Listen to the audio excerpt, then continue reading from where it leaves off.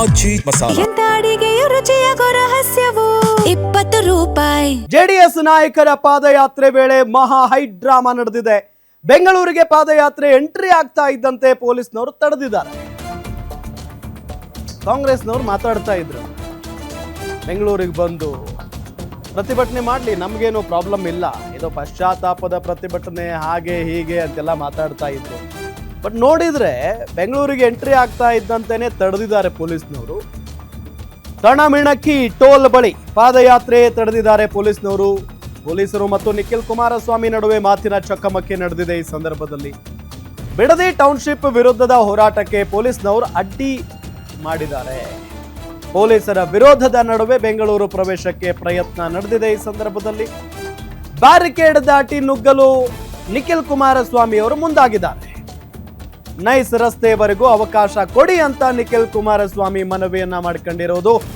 ಪೊಲೀಸರ ವಿರೋಧದ ನಡುವೆಯೂ ಜಿಬಿಎ ವ್ಯಾಪ್ತಿಯಲ್ಲಿ ಪ್ರವೇಶ ಆಗಿದೆ. ಈಗ ಪಾದಯಾತ್ರೆ ಮಾಡುವಂತ ಎಲ್ಲರೂ ಕೂಡ ಬಂದಿದ್ದಾರೆ, ಒಳಗಡೆ ಎಂಟ್ರಿ ಕೊಟ್ಟಿದ್ದಾರೆ ಅನ್ನೋದು ಗೊತ್ತಾಗ್ತಾ ಇದೆ. ಒಂದು ದೊಡ್ಡ ಹೈಡ್ರಾಮಾನೇ ಕ್ರಿಯೇಟ್ ಆಗಿರೋದು. ಬ್ಯಾರಿಕೇಡ್ ಹಾಕಿ ಪ್ರತಿಭಟನಾ ಅಥವಾ ಪಾದಯಾತ್ರೆ ಬರ್ತಾ ಇದ್ದಂತ ಜೆಡಿಎಸ್ ಕಾರ್ಯಕರ್ತರು, ರೈತಪರ ಹೋರಾಟಗಾರರು ಎಲ್ಲರನ್ನೂ ತಡೆದಿದ್ದಾರೆ. ಈ ಸಂದರ್ಭದಲ್ಲಿ ಪಾದಯಾತ್ರೆಯ ನೇತೃತ್ವವನ್ನ ವಹಿಸಿಕೊಂಡಿರುವಂತ ನಿಖಿಲ್ ಕುಮಾರಸ್ವಾಮಿ ಮತ್ತು ಪೊಲೀಸರ ನಡುವೆ ವಾಗ್ಯುದ್ಧನೇ ನಡೆದಿದೆ.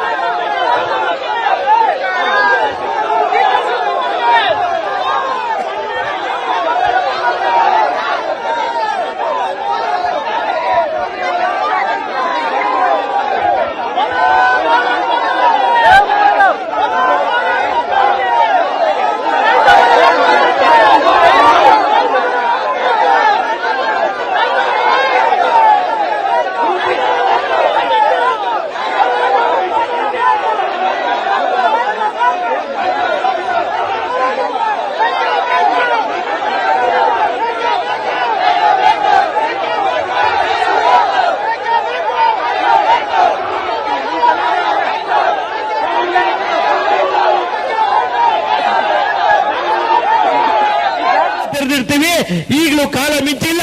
ಇವತ್ತೇನು 3 ಕೋಟಿ ಕೊಡ್ತೀವಿ ಅಂತ ಹೇಳಿದ್ರೆ ನೀವು 10 ಕೋಟಿ ಕೊಟ್ಟು ಅವ್ರು ಹೇಳಿದರೆ ಆ ರೈತ ಮಹಿಳೆಯರು ರಕ್ತವನ್ನಾದ್ರೂ ಕೊಟ್ಟೆವು, ನಮ್ಮ ಪ್ರಾಣವನ್ನಾದ್ರೂ ಕೊಟ್ಟೆವು, ಭೂಮಿ ಕೊಡಲ್ಲ ಅಂತ ಹೇಳಿದ್ದಾರೆ. ಇವತ್ತು ಮಾನ್ಯ ಮುಖ್ಯಮಂತ್ರಿಗಳೇ, ಇವತ್ತಾದ್ರೂ ಈಗಲೂ ಕಾಲ ಮಿಂಚಿಲ್ಲ, ಈಗಲೂ ಕೂಡ ಆ ರೈತರು ಹೋರಾಟ ಮಾಡ್ತಾ ಇರ್ತಕ್ಕಂಥ ಜಾಗಕ್ಕೆ ಹೋಗಿ ಅವರಿಗೆ ಕ್ಷಮೆ ಯಾಚಿಸುವ ಮುಖಾಂತರ ಅವ್ರ ಹೋರಾಟಕ್ಕೆ ನಾವು ಯಾವ ಬಲವಂತದಲ್ಲಿ ಭೂಮಿಯನ್ನ ಪಡೆಯಲ್ಲ ಅಂತೇಳಿ ಪದೇ ಪದೇ ನೀವೇನು ಪೇಪರ್ನಲ್ಲಿ ಹೇಳ್ತೀರಿ. ಇವತ್ತು ಕಾಲಿಟ್ಟಿರುವಂತದ್ದು ಇಲ್ಲಿ ಏನು ಕಣಮಿಣಕಿ ಟೋಲ್ ಹತ್ರ ಜೆಡಿಎಸ್ ಪಾದಯಾತ್ರೆಯನ್ನ ಈಗಾಗಲೇ ಪೊಲೀಸರು ತಡೆಯೋದಕ್ಕೆ ಮುಂದಾಗ್ತಾ ಇದ್ದಾರೆ. ನನ್ನ ಎಡಭಾಗದಲ್ಲಿ ನೋಡಬಹುದು, ಈಗಾಗಲೇ ಜೆಡಿಎಸ್ ಕಾರ್ಯಕರ್ತರು ಮತ್ತು ಮುಖಂಡರು ಮತ್ತು ಪೊಲೀಸರ ನಡುವೆ ವಾಗ್ವಾದಗಳು ನಡೀತಿರುವಂತದ್ದು. ಪೊಲೀಸರು ನಗರದಲ್ಲಿ ಎಂಟ್ರಿ ಆಗೋದಕ್ಕೆ ಜೆಡಿಎಸ್ ಪಾದಯಾತ್ರೆಗೆ ಬಿಡ್ತಾ ಇಲ್ಲ. ಯಾಕೆಂದ್ರೆ ಇಲ್ಲಿವರೆಗೆ ಗ್ರಾಮಾಂತರದಲ್ಲಿ ಮಾತ್ರ ಅವಕಾಶವನ್ನ ಕೊಟ್ಟಿರೋದ್ರಿಂದ ನಾವು ಯಾವುದೇ ಕಾರಣಕ್ಕೂ ಕೂಡ ನಿಮಗೆ ಅವಕಾಶವನ್ನ ಮಾಡಿಕೊಡಲ್ಲ ಅನ್ನುವ ನಿಟ್ಟಿನಲ್ಲಿ ಅಸಮಾಧಾನ, ಆಕ್ರೋಶವನ್ನ ಹೊರ ಹಾಕ್ತಾ ಇರುವಂತದ್ದು. ಇಲ್ಲಿ ಪೊಲೀಸ್ ಅಧಿಕಾರಿಗಳು ಅವ್ರನ್ನ ತಡೀತಾ ಇದ್ದಾರೆ. ಯಾಕಂದ್ರೆ ನಗರ ಪ್ರದೇಶಕ್ಕೆ ಅವಕಾಶವನ್ನ ನೀಡದೇ ಇರುವ ಹಿನ್ನೆಲೆಯಲ್ಲಿ ಇವತ್ತು ಒಂದು ದೊಡ್ಡ ಮಟ್ಟದ ಹೋರಾಟಕ್ಕೆ ಇಲ್ಲಿ ಅಂತ್ಯ ಹಾಕುವಂತ ಕೆಲಸವನ್ನ ಮಾಡಲಾಗ್ತಾ ಇದೆ. ನೀವು ದೃಶ್ಯಗಳನ್ನು ಕೂಡ ಗಮನಿಸ್ತಾ ಇದ್ದೀವಿ. ಸಾಕಷ್ಟು ಜೆಡಿಎಸ್ ನಾಯಕರೆಲ್ಲರೂ ಕೂಡ ಪೊಲೀಸ್ ನಾಯಕರೊಂದಿಗೆ ಒಂದು ಮಾತುಕತೆ ನಡೆಸೋದಕ್ಕೆ ಮುಂದಾಗ್ತಿದ್ದಾರೆ.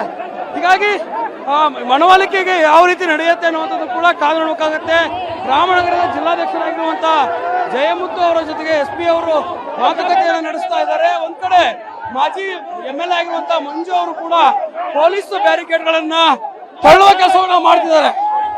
ಹೀಗಾಗಿ ಜನರು ಮತ್ತು ಪೊಲೀಸರ ನಡುವೆ ವಾಗ್ವಾದ ಜೋರಾಗಿ ನಡೀತಾ ಇದೆ. ಇಲ್ಲಿಯೇ ಹೋರಾಟ ಅಂತ್ಯ ಆಗತ್ತೆ ಅನ್ನೋದನ್ನ ಕಾದು ನೋಡಬೇಕಾಗತ್ತೆ.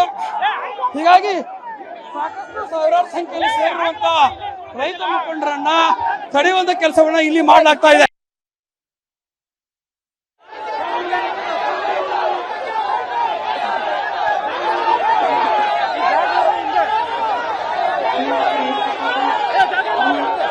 ಗಮನಿಸ್ತಾ ಇದ್ವಿ ಎಷ್ಟು ದೊಡ್ಡ ಮಟ್ಟದ ಆಕ್ರೋಶ ವ್ಯಕ್ತವಾಗ್ತಾ ಇದೆ ಅಂತ ಹೇಳಿ.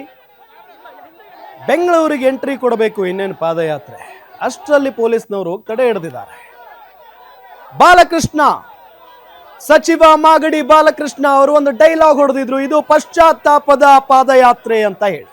ಇದ್ರ ಜೊತೆಗೆ ಮಾಡ್ಕೊಳ್ಳಿ, ನಮಗೇನು ಸಮಸ್ಯೆ ಇಲ್ಲ, ಬೆಂಗಳೂರಿನ ಫ್ರೀಡಂ ಪಾರ್ಕ್ ವರೆಗೂ ನಾವೇನೂ ಸಮಸ್ಯೆ ಮಾಡಲ್ಲ, ತಡೆ ಹಿಡಿಯಲ್ಲ ಅಂತೆಲ್ಲ ಮಾತನಾಡಿದ್ರು. ನೋಡಿದ್ರೆ ಈಗ ಬೆಂಗಳೂರಿಗೆ ಎಂಟ್ರಿ ಆಗೋದಕ್ಕೆ ಬಿಟ್ಟಿಲ್ಲ.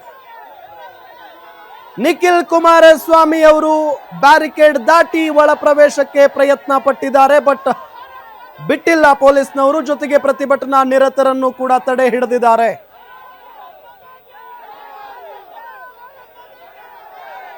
ಒಂದು ದೊಡ್ಡ ಹೈಡ್ರಾಮಾನೇ ಕ್ರಿಯೇಟ್ ಆಗಿರೋದು ಈ ಸಂದರ್ಭದಲ್ಲಿ.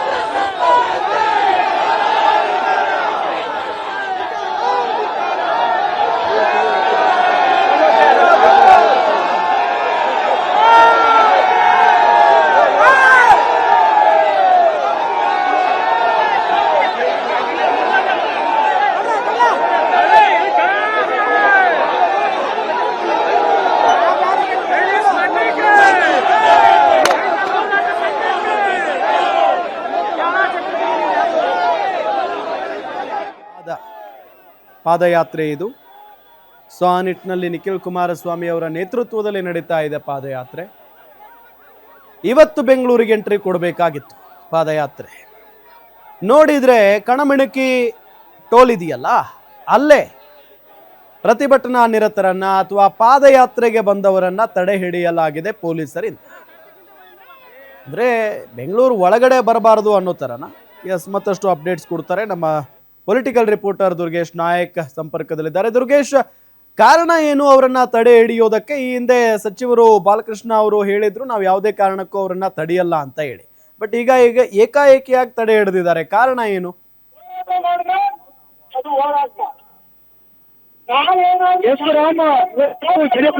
ಹೋರಾಟ 2 ದಿನಕ್ಕೆ ಕಾಲಿಟ್ಟಿದೆ. ಅದರಲ್ಲೂ ಕೂಡ ಬೆಂಗಳೂರು ನಗರ ಪೊಲೀಸರಿಗೆ ಕಾಲಿಟ್ಟಿರುವಂತದ್ದು. ಹೀಗಾಗಿ ಬೆಂಗಳೂರು ನಗರದಲ್ಲಿ ಜಿಬಿ ವ್ಯಾಪ್ತಿಯಲ್ಲಿ ಹೋರಾಟಕ್ಕೆ ಅವಕಾಶದಲ್ಲಿ ಪೊಲೀಸರು ತಡೆಯನ್ನ ಮಾಡ್ತಿದ್ದಾರೆ. ಆದ್ರೆ ಆರಂಭದಲ್ಲಿ ಏಕೆ ಗ್ರ್ಯಾಂಡ್ ಹೋಟೆಲ್ ವರೆಗೂ ಕೂಡ ಅವಕಾಶವನ್ನು ನೀಡಲಾಗಿತ್ತು.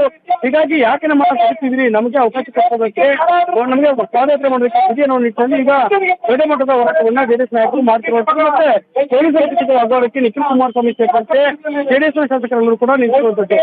ನನ್ನ ಬಲಭಾಗದಲ್ಲಿ ನೀವು ನೋಡಬಹುದು, ಈಗಾಗಲೇ ಜೆಡಿಎಸ್ ನಾಯಕರು ಒಂದು ವೇದಿಕೆ ಭಾಷಣವನ್ನ ಮಾಡ್ಕೊಂಡು ಇಲ್ಲಿ ಭಾಷಣವನ್ನ ಶುರು ಮಾಡಿದ್ದಾರೆ. ಯಾಕಂದ್ರೆ ಇಲ್ಲಿ ಏನು ಪೊಲೀಸರು ತಡೆಯುವಂತ ಕೆಲಸವನ್ನ ಮಾಡಿದ್ರೆ ಇವತ್ತು ಮುಂದಿನ ಹೋರಾಟದ ರೂಪುರೇಷೆಗಳ ಬಗ್ಗೆ ಘೋಷಣೆ ಮಾಡೋದಕ್ಕೆ ನಿಖಿಲ್ ಕುಮಾರಸ್ವಾಮಿ ಅವರು ಮುಂದಾಗಿರುವಂತದ್ದು.